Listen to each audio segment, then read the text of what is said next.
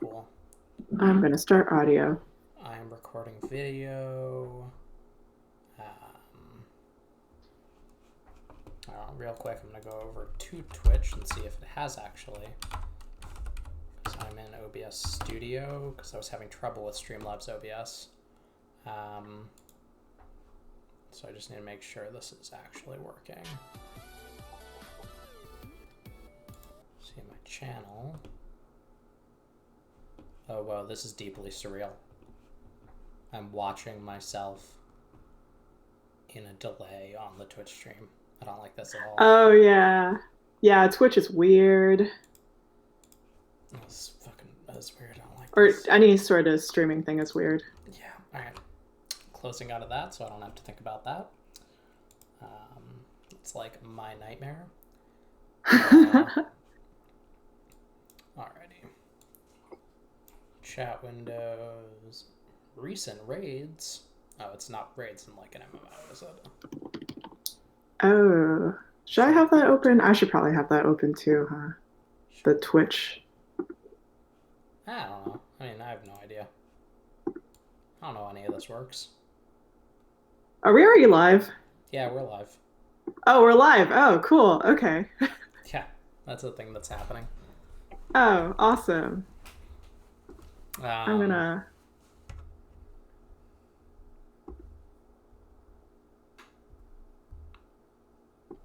Alright, so I figured this will be 45 minutes. That sounds good to me. Yeah.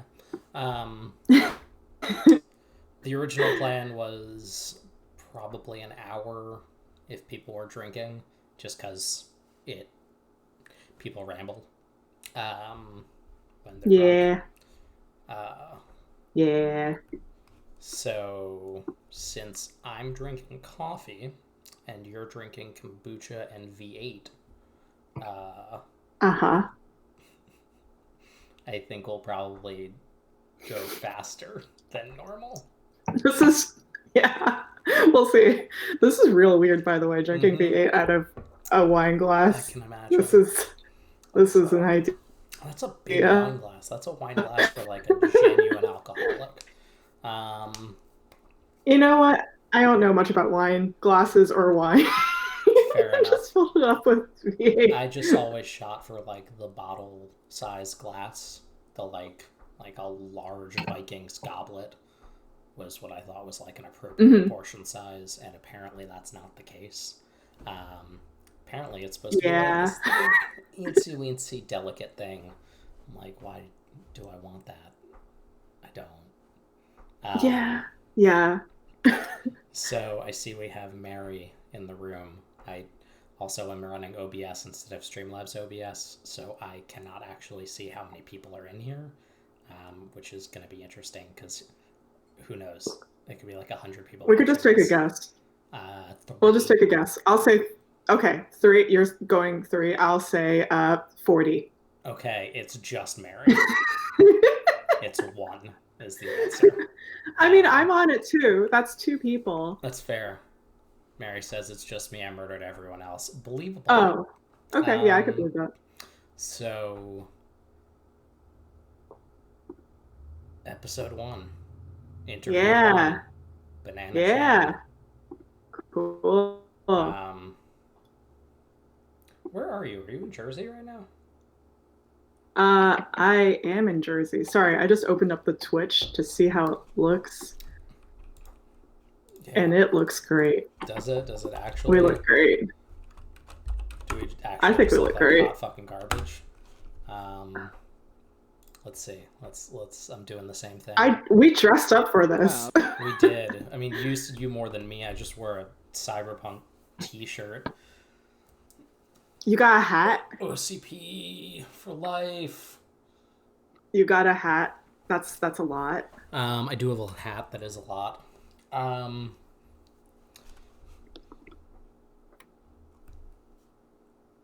Fuck J.J. Abrams. Because he's a trash director. All the lens flares. And none of the understanding of how a story works.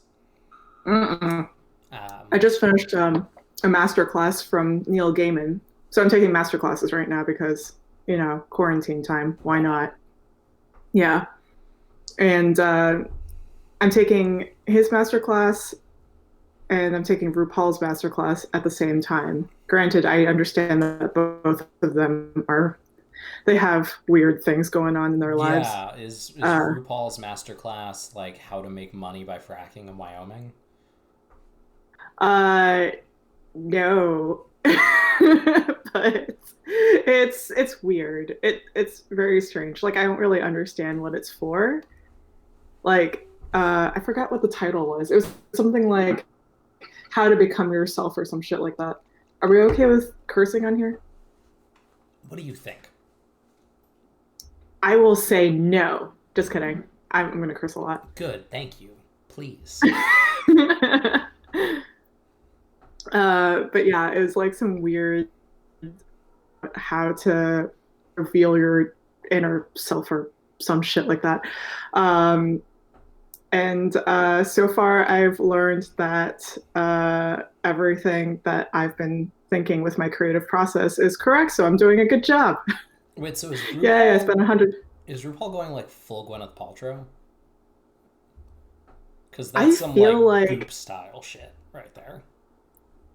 right? Yeah, I feel like that's what's happening. Like I feel like a lot of people are going down that goop trend. It's weird. All right, yet another thing I hate. Love it. Mm.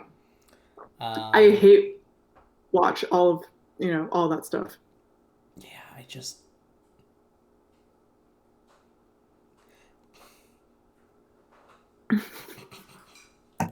Anyway, yeah, I got nothing. Um, so I guess it's possible that somebody might see this who doesn't know who you are, and also it's going in a book at some point. So oh right, yeah, yeah, that's a totally thing forgot. that's happening. That is Um, happening. Banana Chan, Hmm. tell me about yourself. Hi, I'm Banana Chan. I am the owner and co-founder of a small board game publishing company called Game and a Curry, and I also write and develop games for other companies. Some of my work is, I guess, my latest work I could talk about is Warp's Edge, uh, Scooby Doo, Betrayal at Mystery Mansion. I always forget the name for that because it's like Miss, Betrayal, and then there's like Scooby, and then there's like some other things like mixed together. And we also had like a secret project name for it for a while, so I accidentally call it that sometimes too. But anyway, I worked on that. I also did a bit of work for the Dune RPG. And currently, I'm working with Senfun Lim on a new tabletop RPG called Jiangxi Blood in the Banquet Hall. So that's basically my stuff in a nutshell. it's fair. Yeah. Um, okay, we're gonna circle back in a bit to the Scooby Doo one because I actually totally forgot you were on that and really want to know more about it. Um, how do we know each other? I was thinking about this the other day. I don't know when We met online. we met So we met, online, but like of mhm, course. Um, yeah. but then we met in person, and I want to say it was when you helped me redo my resume. Was that the first time I met you in person? No, we went to the Color Factory first and then we met up for resume Oh, stuff. that's Yeah. right. Yeah. Um, how did that happen? Did you just solicit randos to go to Color Factory with you? You know what? I don't remember. I think I honestly don't remember. Because I don't know how that I happened. remember waiting outside and being like, I have no idea what this person looks like. Yeah. All of their internet Um, photos could be a lie. I could, yeah, I could have catfished you. Yeah, you could have been like a 400 pound 6'8" dude. Like I had no idea. Um, And yet you showed up. I mean, hey, what am I gonna do? Say no to a pit full of blue balls? No, that sounds way Right? worse. That sounds way worse than I meant it to. people might not know what Color Factory is. Color Factory was an art installation that you could go in, and it had all sorts of weird little things, and there was a giant pit full of literal blue balls. So that was fun. Okay. Yeah. Actually, I think I probably posted a lot about these immersive art installation things. Okay. It's like a hobby of mine, so I go to them a lot, Sure. or used to before, Everything. COVID. But yeah, so they have weird, immersive installations that involve ball pits or, weird candy things where you like pick out candy from all over the place. And it's like some weird Willy Wonka. So yeah, I go to a lot of those. I probably posted something and you were like, or one of us had to have said something that led to the Color Factory. I mean, like, we're Facebook friends, so I do see you post that stuff, or as you said, formerly post that stuff a lot. Yeah. What have you been, like, have you been doing any of the, like, interactive stuff, like museum tours or any of that since lockdown? Oh wow, you're right about like how big this wine glass is. It's Sorry. huge. It is huge. It's one of these. An entire bottle of kombucha, and there's a room. It's ridiculous. I love this. Okay. Now I know. Now Seriously. I am going to set that aside. You get trashed on kombucha, you just pour it all into one glass and you're good. I'm gonna be so healthy. Is that what kombucha is? It's good for gut health, right? Yeah, I have no idea.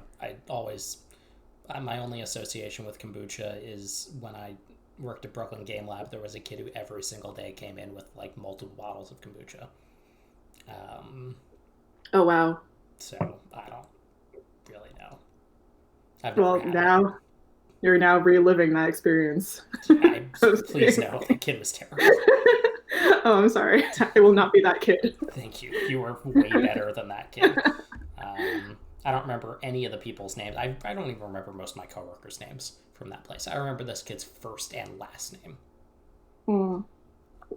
Yeah, it happens. Places that you work at. Yeah, just, the indelible shit stains on your soul. Yeah. Retail especially is the worst. There you go. So yeah. Sorry, what were we talking about again? It's fine. Museum tours, things like that, like all the virtual stuff, because there are online versions, at least to an extent, of the stuff that you would do and post about, but I feel like it's just so materially different. Like, I don't know anybody who's really taking advantage of that right now. Yeah, I prefer going into a space and actually being there physically. Even if I'm taking photos a lot of the time for my Instagram, I'd rather just be there for it. Like, I've tried a couple of virtual tours. Like, I know Museum of the Moving Image, I have a membership there, so they wanted, my coworkers got me a membership there for like a birthday thing a while ago. But anyway, it's pretty cool, but I just, it's not my cup of tea, so. Yeah, no, I mean, same. I guess. So we have all these options, right? Like, obviously, there's social media, but then there's all these other things that are coming up, right? Everything from museum tours to tabletop simulator, where it's like, okay, we're under lockdown. A sensible person staying inside. Even a year ago, I'd have been like, well, what are my options? I could use Skype or I could play video games. That's it.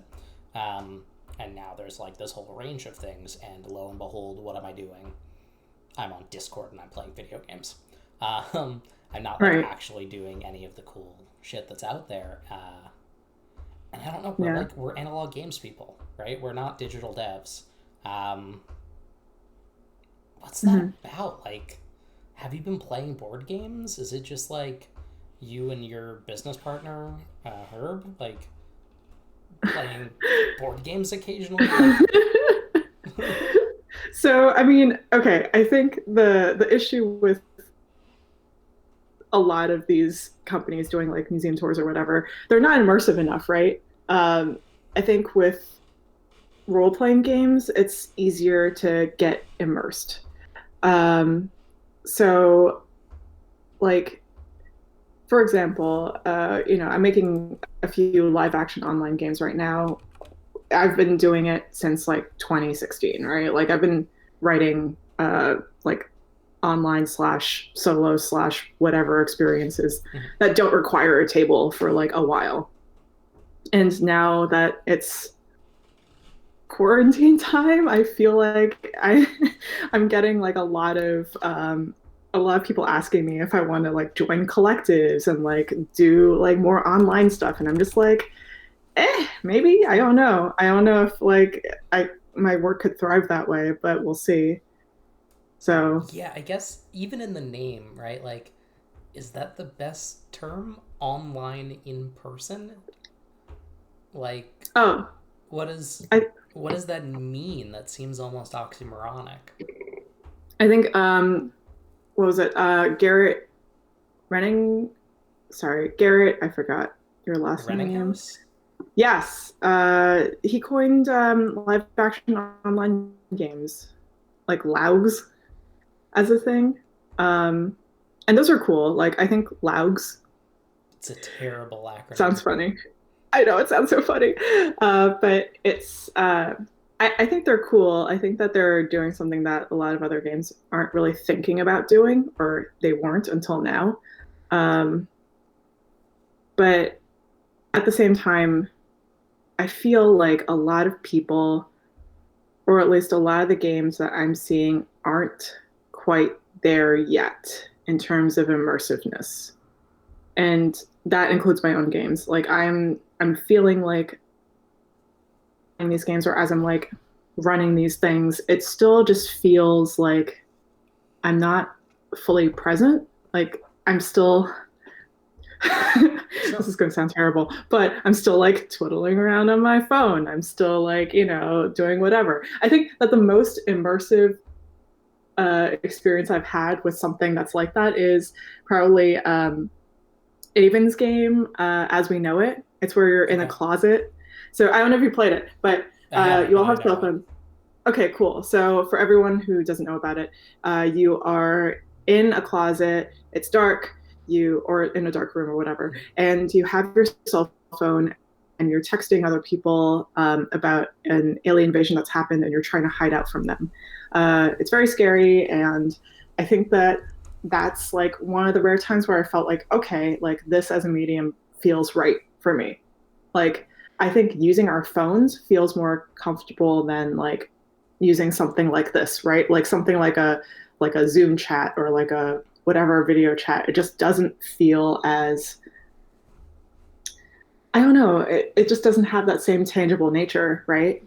Yeah, I mean, there's a disconnect. I get it completely. Mm-hmm. It's a big problem for me playing role playing games online, where like if I'm sitting at a computer, what are my options? Am I just gonna stare at Discord, like while nobody like just do I close my eyes and like basically just take a nap when until it's my turn? A lot of Right. times I just end up playing like a really low intensity video game at the same time I'm playing a role playing game, and it sucks. But on my Yeah. phone, there is a tactile sense to it, like, Mm-hmm. and obviously there is a tactile sense to a keyboard, right? Like, it's hard to quantify what I feel is a material difference when, if I piece it apart, I don't actually recognize one, but yet I still feel it. Mm-hmm. Um, Yeah. have you ever played The Elkman Isn't Real? No. It is Blair Witch the phone game. Not like a Ooh. mobile game, like a I'm never gonna get this acronym. Live action online game, whatever. But it's a game played over text, essentially. Um, Yeah. that is a very Blair Witch experience, and it's like that was. I get in a lot of trouble with the itch crowd, and I have continuously for a long time. Um, Mostly because of views I have, which are not particularly enlightened, let's say. Um, but I remember like seeing that game for the first time and just being like, "Oh shit, this is new. This is genuinely new," and being deeply excited about it. And I think if there were more things like that, yeah. Yeah. I just don't think the tech. It's always weird to talk about the game tech, right? Like the mechanics and things like that. Yeah. I don't I know think that we've got there yet, and I wonder if this is going to be the period where we sort that shit out. yeah. I think the easiest thing to do is to make it a solo experience because then at least you can sort of make your own fun. Um, or like I think that the fewer players are better when it comes to something like this because then at least you have that focus. You can like grasp onto something. Whereas like if you have 5 people, 5 to 6 people playing like a role playing game together on Zoom or Discord or whatever, then the GM has to like go through each person in order to like, figure out their plot lines and so on and so forth. And it's just like, I don't know. I think that when we get into games like this, you have to start making experiences for yourself and not think so much about like what other like the issue with this is that like you're so focused on what your character's doing and you don't really care about what other characters are doing, right? Mm-hmm. Or at least that's what I think. Because it does get boring. It does get boring if you're like sitting there and you're just like waiting for someone to finish their turn. Um, and that's nothing to do with like, the GM or the player or anything like that. It's just that you're not there in the room with them. So can't like, you can't see everything that's happening. Like I think something that Stephanie Noodleman and I are working on, we're working on this game that's based off of The Circle. And that's like a reality TV show. I don't know if how much you know about The Circle, but it's this trashy type. No, please. Show. I mean, there are going to be people out there who don't know. I do. My roommate watched it religiously and fucking loved it. So, yeah. It is so good. I mean, it's one of those shows where you're just like, this is so trashy and it's so bad, but why do I love it so much? So you're basically watching Big Brother, but none of the contestants, they all live in the same apartment building, but none of them see one another. They all have their own apartments.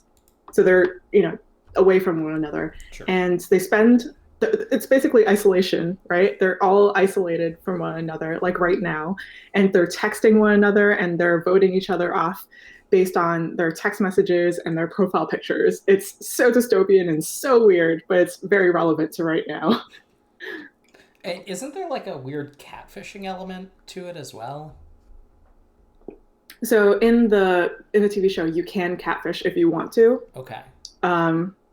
So you would just be using like someone else's photos. It is kind of problematic at times, just because it's like, I don't know, this feels kind of weird that this guy is acting like, his girlfriend, and using her photos. It's kind of like, it's kind of weird. But I think the show itself is it's just so strange. And like when you're watching it, because I watch a lot of sci-fi and like horror, so do you sort of hope for or you wait for someone to break out of the apartment building, but it never happens. Okay. It's real weird. So what is a game version? I mean, what does a game version of essentially a game show look like? It's basically the same thing. So you're texting one another, right? So you're using like Discord or whatever. And you're doing the same thing. You're voting one another based on popularity, like how popular you are. Okay. Based on like, your profile picture or like your messages with one another or like how much you trust another person. And it's like, can you really build trust between, 2 people over, just a few text messages within like an hour? Not really, but it sort of develops like people push hard into, their tropes and like the characters that they've built. It gets pretty interesting. We're still working on it. So I think we need to prompt people more. Okay. It seems like right now like the first time we ran it, it felt like a horror game where everyone was so anxious because there were like a billion open and like everyone saw like what was going on, and it's just like there's too many messages, like we have to like go back and forth and like respond to everyone's things, otherwise like we can't, like you get that FOMO sense of like, oh, I need to know what the other person just typed to me. um I think that is what we want to go for, like that feeling of like I'm so stressed out, this is like very anxiety ridden, and like it's basically a horror game but everything is like a reality TV show and it's not really a horror game, but I'm getting horror game feels. It so you're making a gamified Tinder. Basically, yeah. Okay. I mean, that's a good elevator pitch. Thanks for that. Yeah. Okay. So, well, that's going on. Okay, so I said we were going to circle back because I do, but since we're talking about games that you're working on and games that you've worked on, Mm-hmm. Betrayal at Mystery Mansion, which I looked it up and it is Scooby-Doo Betrayal at Mystery Mansion. Yes. A mouthful, but coherent. Yeah.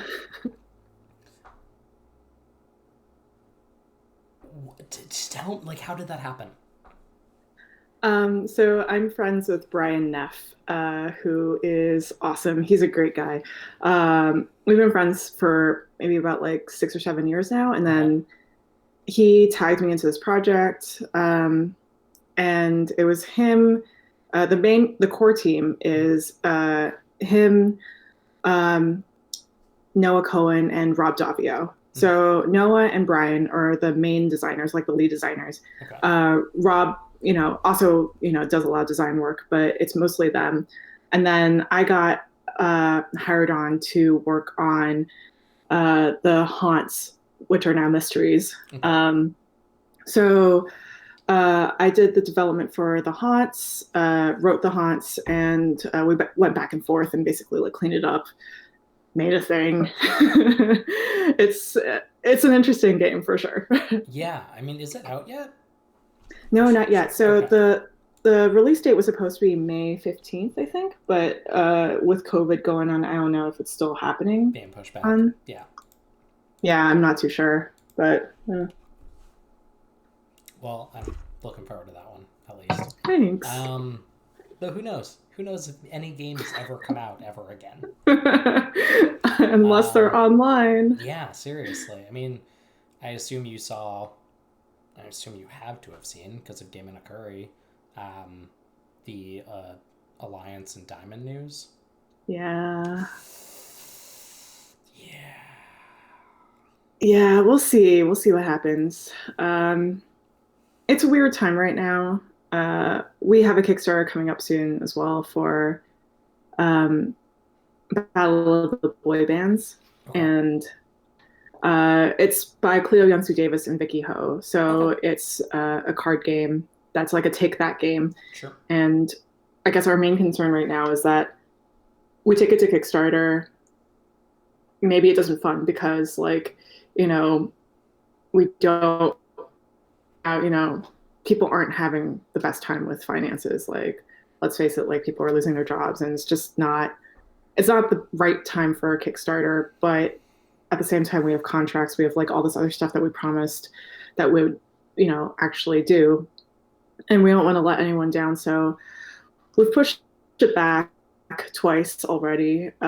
So hopefully in May we can release it. We'll get it out there on Kickstarter, and then, if distribution happens, it happens. If it doesn't, then we'll just try to extend the contract to try to figure out like what to do from there.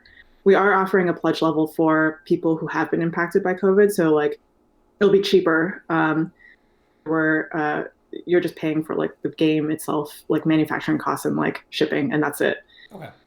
Versus like, another pledge, like a regular pledge level for people who want to, support us and buy the game at MSRP, hoping to just bring this out into the world. by the numbers, do you think it's going to be that quick a decline in funding? Because I kind of was on the same page until Frosthaven yesterday. Um, and the fact that that raised $4.5 million in a day.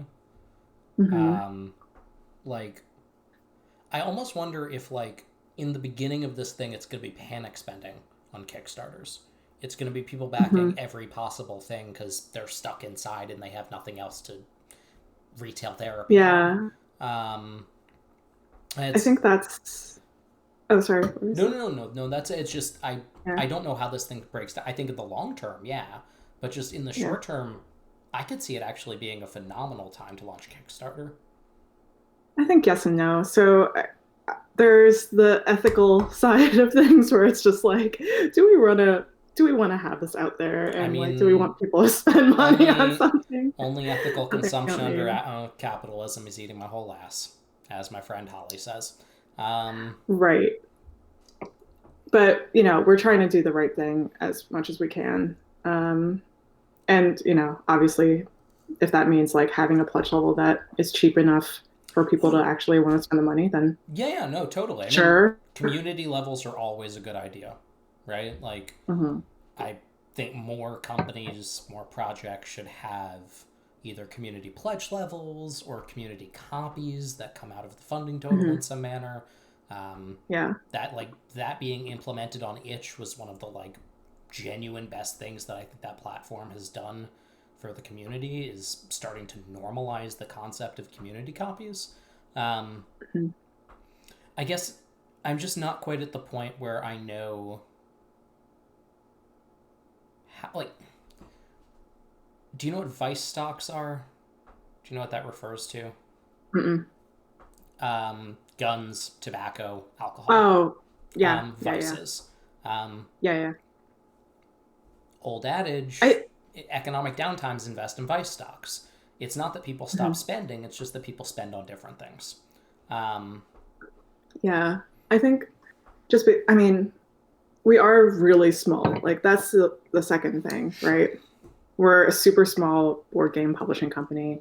Like we don't make the same numbers as like a Frosthaven would, or no, of course not. you know, yeah. So I think that's a little bit of pressure on us as well. So I don't know.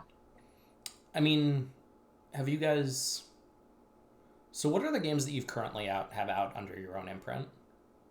So we have Yeah Diamonds, which is a kids game. We Mm-hmm. have Judge Dredd Block War, Mm-hmm. which is a two-player head-to-head card game. Yeah. Our third one is Lair, which is a worker placement game. Okay. Uh, we had distribute. I mean, had we had distribution through several people in Europe, Okay. but now because of how tricky things are, distribution is no longer like a thing. Uh, or it's not that it's no longer a thing; it's just that it's being put on hold. Mm-hmm.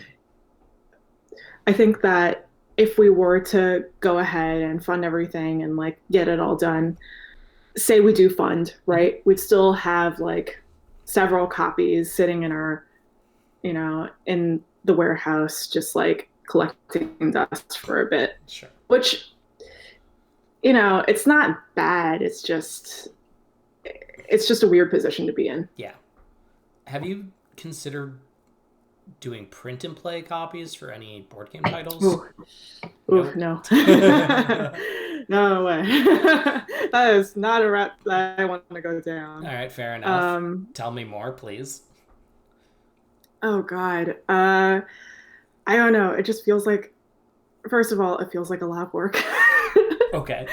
Like, and then I don't know. It's just a lot of work. It's probably not worth it Fair enough. for the cost that we're going to put in. Yeah. Um, I guess where does this leave mid tiers? Right? Like, we're at the beginning of this thing. You're probably the only person I'm going to talk to who runs a mid tier, especially in the board games side of things. We've got you worked on Dune. That's Modifius. They're Mhm. arguably graduating from a mid tier to a top tier. Um, they've had a I lot mean, of they're big. even on top. they're pausing too. So Yeah. it's like, Um, yeah. I mean, but that's even relatively recent. I was talking to Sam, their head of RPGs, like 2 weeks ago, and he was like, "Yeah, man, it's like I work from home anyway. It's weird to have my wife around all the time, but like, um, nothing's changed." And now it's like, oh, damn, they're pausing. Um, Yeah. I guess it's just I have a sense of what the retail side is going to look like, right? Like that's my day business. Hmm. I know what is going to happen to an FLGS in this market. Yeah. Um, I guess I just don't have much interaction with people who fill your particular role. Um, and I don't know. I trust your insights on these things. Um, Well, here's the thing. I also have a day job. well, yeah, I know that, but like, Like I we're lucky that we're in the position that we have a lot saved up. We have backup plans. We have, all this other stuff going on. So right now is the time where we're focusing on hiring people, and it's mostly contract work right now okay, for Jiangxi, for example, and all of our other side things that we wanted to do, and now we can finally focus on. Um, like the rest of it, actually getting the game out there, actually like doing the marketing stuff, that's pretty much on hold until May. sure. Because right now I think is the best time to sort of just, you know, get your shit together, figure out like, reorganizing your business plan and then like going forth, right?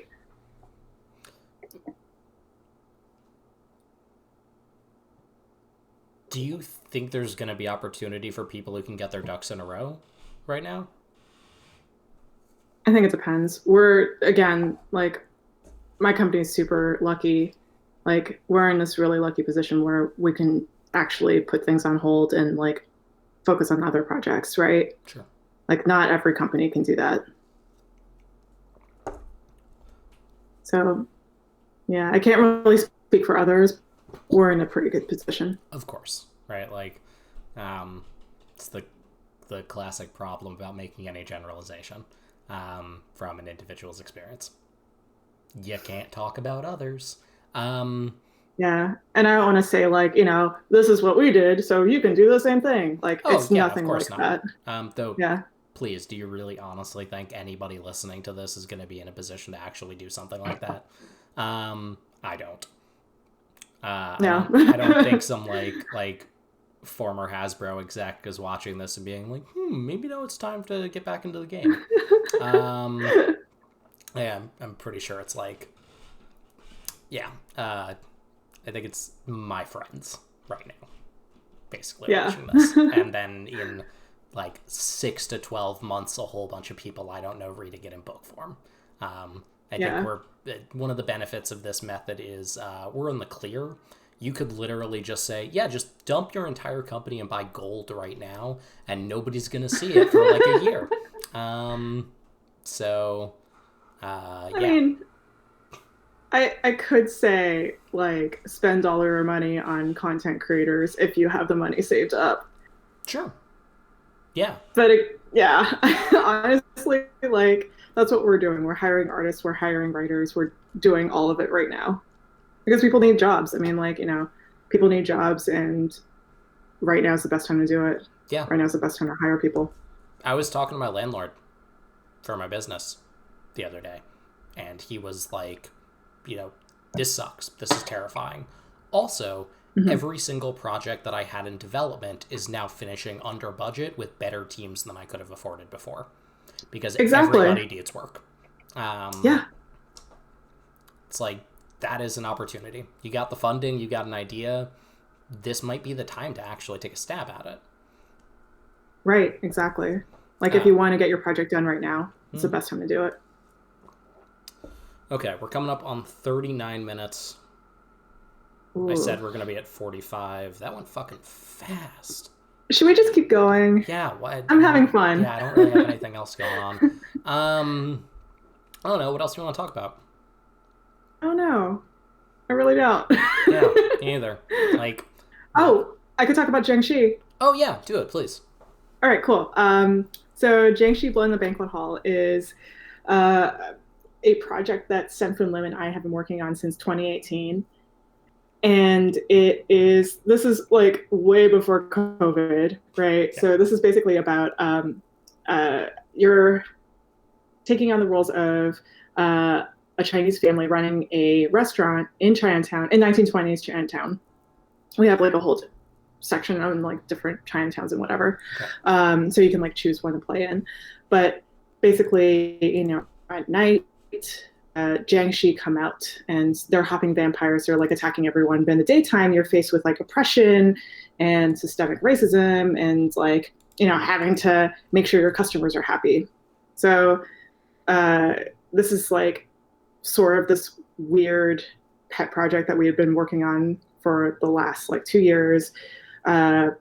We are hiring like all POC writers, and it's like mostly a POC team. And we're working together with Wet Ink Games. So it's co-published by Game and Curry and Wet Ink Games. Wet Ink, why do I know that company? They did Never Going Home. Oh. Yeah. Because my buddy Charlie does a bunch of work for them. That's how I know them. Yeah, they're super nice. And we're really happy to be working with them. So that's our next project. And we're hiring like so many artists, and that's why I was talking earlier about like hiring artists. This is just like, sure, I don't know, it's kind of awesome that we're like getting on board so many people into this thing. It's a fucking feast for hiring. Yeah, it's great. Like, or is it going to be a Kickstarter or? It's going to be a Kickstarter. So okay. The plan was to launch the end of Q3, okay. But now it's probably going to be end of Q4. We'll see. We'll see what happens. But Christmas spend 2020. Yeah, why not? But yeah, it feels appropriate to be having this thing right now, just because of like all the racism towards Asian people. Yeah, it's weird. It's really weird. Yeah. Like come full circle. Nothing ever changes. No, just goes in waves. Bell bottoms always come back. Oh God, I do not want bell bottoms to come back. No, they're just yet another form of terrible racism that we don't need. Yeah, it's fucked up out there. But that sounds like a rad fucking project, so I'm really glad that's happening. Thanks. Yeah, it was sort of a coincidence that's gotta happen now. Well, yeah, no, I mean, if you had planned this, I'd have some questions. I'd maybe accusations. But yeah, no, a happy happenstance, I guess, if you view it that way. Maybe not happy, just happenstance. Yeah, happenstance. There you go. Yeah. Okay, so you got that. I don't know, how are you occupying yourself? Is your day job still going? I won't say what it is, but like... Oh yeah, it's still going. Okay. I'm a video producer for a management consulting firm. Okay, cool. So that's my day job. We are working on some interesting projects right now, but I probably can't go into detail about that. Well, yeah. But they are litigious and have lots of money. Yeah, exactly. So that's cool. And then like side projects, I'm writing a novel. I'm going through master classes. I'm doing stuff that... I'm sorry, take a step back. We've already covered the master classes. You're just throwing out there, you're writing a novel. Oh, it's small. Maybe it's a novella. We'll see. We'll see what the word count is afterwards. But yeah, that's a thing I'm working on. It's nothing to do with gaming. It's just this I don't want you to write thing. I don't want you to write Banana Chan's novella-length Ready Player One. Like, I hope it's not about gaming. Actually, it's a lot to do with Ready Player One, believe it or not. But it's more like a sarcastic, like... Okay, I'm back in. I was out, and now I'm back in. Tell me more. So, it's like, I'm on my second kombucha. Holy shit. So, it's...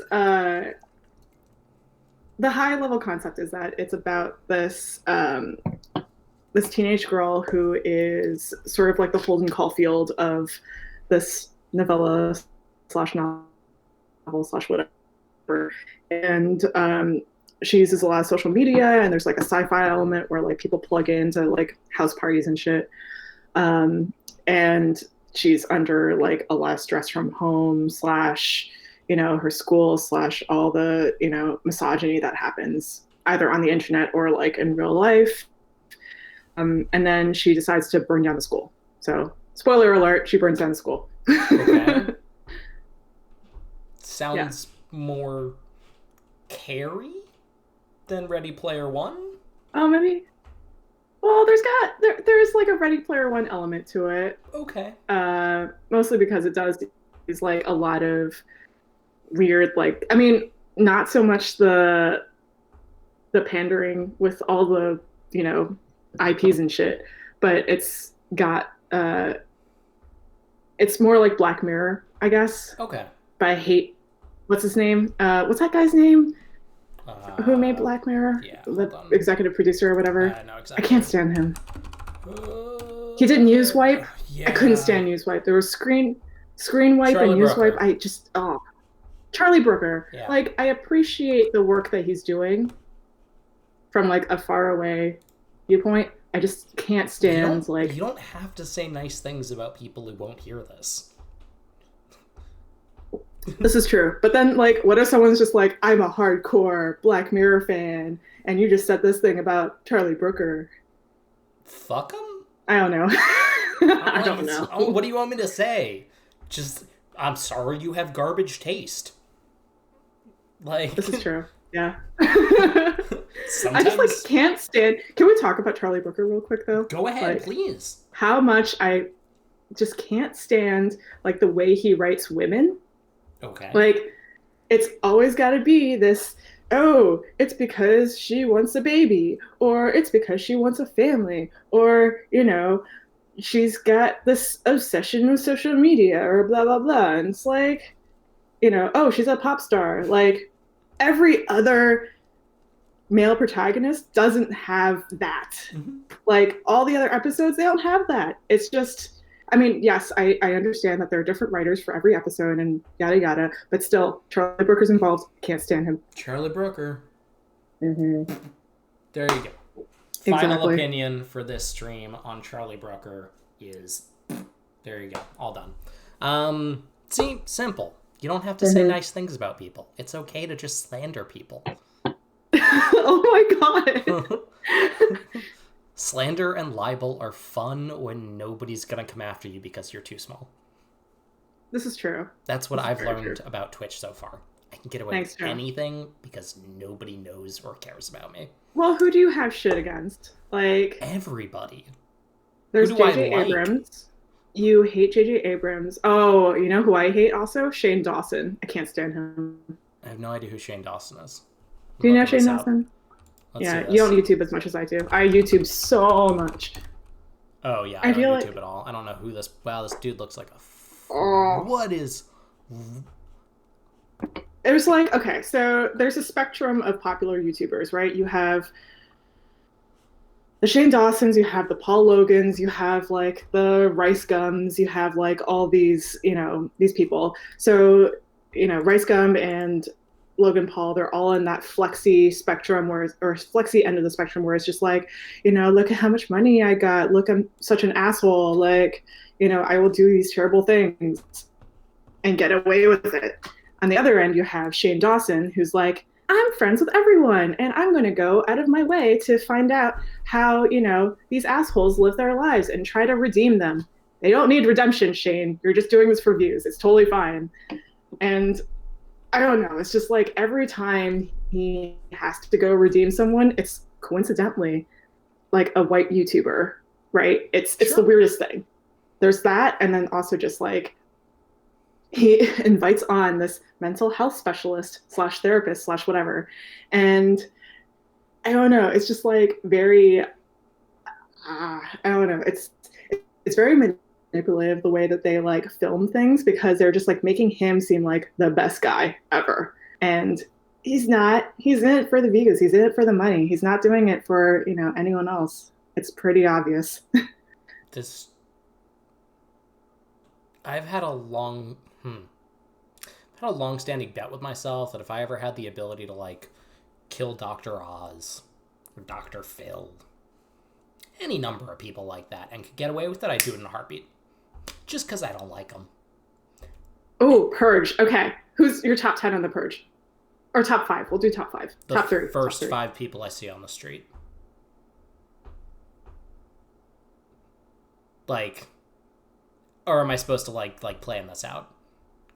Because if I were this is a planned purge. Okay, you don't just go if I for were it. actually purging, I just step out of my door and just go to town. No.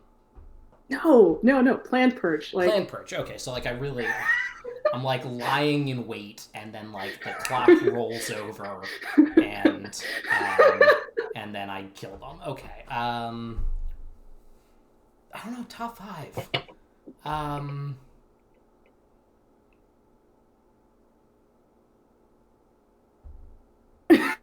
This is really hard. This is because it's like it really is. I just want to kill more people than not. I was having this conversation the other day about people who I would kill, and I kept like coming up with like people I would kill, and they were like, but none of them really are that bad. Like they didn't really do anything. They didn't really deserve to die. And I was like, but they annoy me, and that's enough. Wait, but then that's a lot of people. That's what I'm saying. That's the problem here. Is I walk out my door and I'm like, your kid's too loud. You don't clean up after your dog. I don't like your hat. All valid reasons. Yeah. I mean, I was gonna say, something else, but yeah, I mean, most people are like, who's really like Hitler and Stalin and Mussolini? No, you can't go back in time. It has to be people here and now. Papa John. Yes. Okay, Papa John. We're going Papa somewhere. John. That's a big one for me. You know that guy who does those pillow commercials? The guy who does what? The guy who does pillow. I gotta look this up. I'm just searching now. Guy who does pillow commercials. Who's BFFs with Trump? BFFs Trump.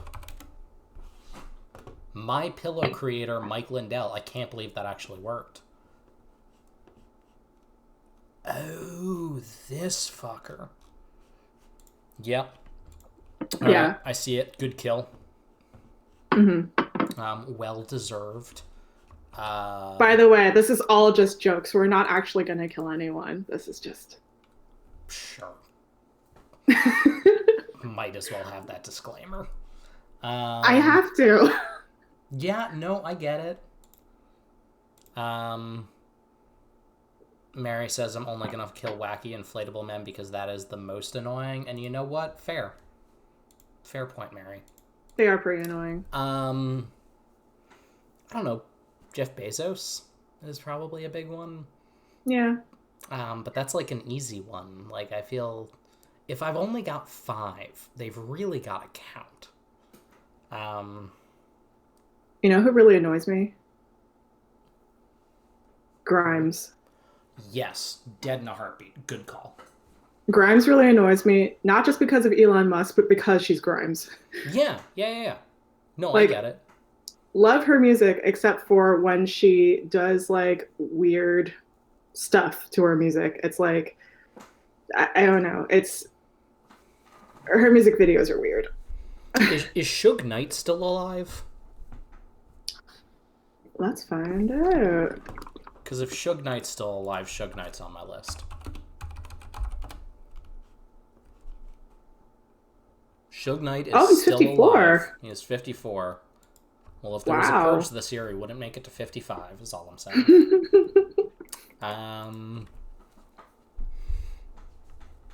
I'm saddened by how hard this game is. Okay, If we were saying like fuck, marry, kill. Okay. You got to give me 3 though. That's how that game works. Okay. Let's go backwards. Let's go back with like what we were just talking about. Okay. Okay, so you have let's just do annoying people because those are the hardest. So you have Elon Musk, Mm-hmm. Grimes, and then who's annoying? Who's annoying? Gilbert Gottfried. Gilbert Gottfried. There you go. All right. Fuck Gilbert Gottfried. Okay. Marry Elon Musk. Nice. I mean, you got it for that Tesla money. Oh yeah, hardcore. And man, Gilbert Gottfried is filthy. You know that would be like, if not fun, interesting. Oh yeah, absolutely. And just put Grimes 6 feet under and never look back. Mm-hmm. Is he actually the Affleck voice? Yeah. Oh yeah. Yeah, that's right. Okay. Yeah, 100%. I saw him once at a restaurant. I think it was near Houston Street. He frequents this burrito place. Yeah. That's my Gilbert Gottfried fact. Damn. All right. Ray just said not anymore, but you're probably right, Ray. Wow. Oh yeah, that's true. How about you? All right, let's 3. Yeah, you have to throw me 3. Shane Dawson, Logan Paul, Grimes. God, that's a hard one. Who's got the most money in the situation? Oh, I do not want to marry Logan Paul. Okay, probably fuck Logan Paul. And then the other 2, sorry, they're both equally annoying. I get it. You got a coin cost. The only question I have is, if you do fuck Logan Paul, does he tape it, and is it tasteless? Ugh. You know what? Okay, let's have him in the kill section. If we have him in the kill section, then maybe fuck Grimes, marry Shane Dawson. I think that works a little better. Because at least if I marry Shane Dawson, I know that he's got like income. I could see it. Yeah. Yeah. And I mean, you're going to get some like horribly mutated STD from Grimes, but like hard choices. But then I'll just pass it on to Shane Dawson. Bam. There you go. Taking one for the team. That's putting your body on the line for the cause. That's what that is right there. Mm-hmm. All right, well, we've got about like 2 minutes left before we're at an hour, and then I'm probably going to cut it because an hour is a reasonable amount of time. And transcribing this is going to be like 35 pages. Oh, good luck. Yeah, this is what I discovered when I did the preview episode, is an hour of audio is like 30 pages. Mary just brought up a really good point. Poppy is really annoying too. Poppy is terrible.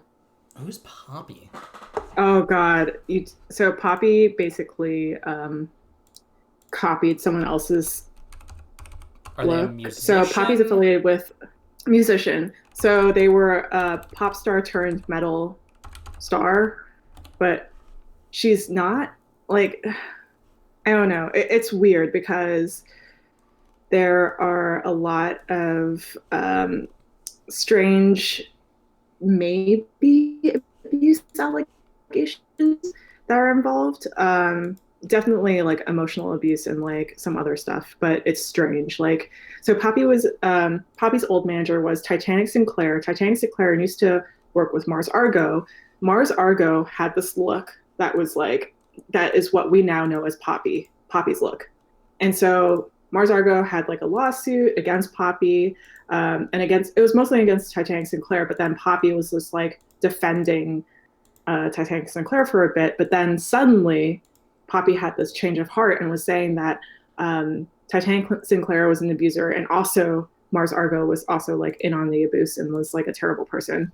That's like a quick summary. Okay. Some of that might be wrong. For anyone who hasn't looked up Poppy, just imagine a Fox News correspondent purging to maintain the status quo, and you've got pretty much what this person looks like.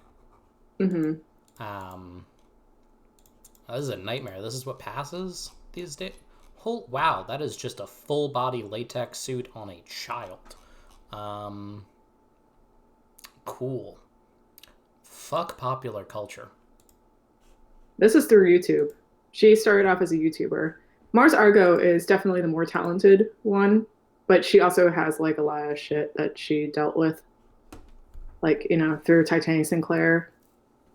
And also, like, we don't know what the full story is. Maybe everyone just sucks. I mean, that's my assumption, right? Yeah, yeah. Right? That's the Safest. baseline, and you get purged unless you prove yourself above purging. This is like the Good Place. Yeah. Basically, nobody gets in. It's been like 500 years since the last person got in. That's my basic view on humanity. Yeah. All right, we're at an hour. Wow, it's a good one to end on. That was an interesting talk. That was, I have no idea what these are going to look like, so this was exactly what. Yeah, feel free to cut out all that. No, all of this is going in. All of this is going in. Okay, even if no one knows who Poppy or Shane Dawson or Logan Paul are. Okay, cool. It's not about games. We barely spoke about games. This is going to be an interview that's going to make so many people mad. They're going to be like, where's all the game design advice? I don't know. Online. Find it. There are like 30 other interviews. There are so panels about game design. And this one was about marry, fuck, kill of various annoying people and purging. Yeah. So I love hate watching people, so that's like my hobby. It's right perfect, there. right? Or if anything, purging is just kind of graduated hate watching. Well, it's the doctoral version. Yeah, absolutely. Yeah. Anyway, that's it. Be well. Don't die. Good luck with all your projects.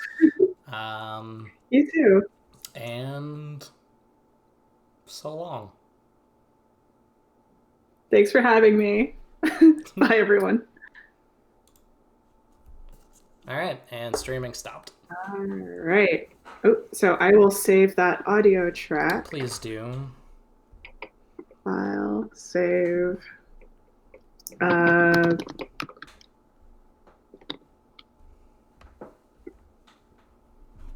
And it's gonna take, and it's done. Okay, cool. All right. Beautiful. Thank you. Awesome. Yeah, I'll send that over to you. Appreciate it. Yeah. I gotta figure out what to do with these video files because they're gonna be fucking gargantuan. Yeah, and thanks for having me on. This was super fun. Let me know if you need help. Are we still doing that launch party, that costume Zoom Hangouts launch party for you? Are we? Is that a thing that's... I don't know. I have no idea what, if anything, is still happening. I mean, I'd like for it to happen. Yeah. Because it'd be funny. That would be great. We can make that happen at some point. All right, cool. All right. Yeah. Well, be well. If you need anything, let me know. And otherwise, I'll talk to you soon. All right. Take care. Bye. Bye.